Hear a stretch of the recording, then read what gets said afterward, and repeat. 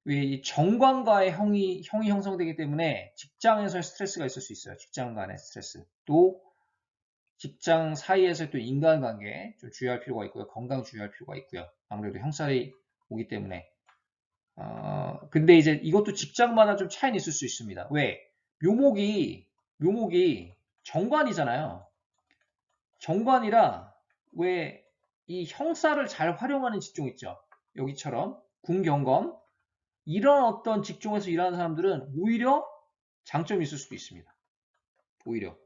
왜? 그 정관을 내가 잘 쓸 수가 있어요. 그렇지만 일반 직에 종사하시는 분들은 일반 뭐 사무직에 종사하시는 분들은 이 잠요형에 조금 부정적인 영향에 놓일 수가 있다. 그렇게 볼 수 있고요. 그리고 이제 이 재성이 두 개로 되기 때문에 남자분 같은 경우는 재성에 대한 취득에 대한 열망이 좀 강해질 수 있는데 제가 두 개가 되면서 좀 이성에 대한 욕심이 생길 수도 있어요. 내가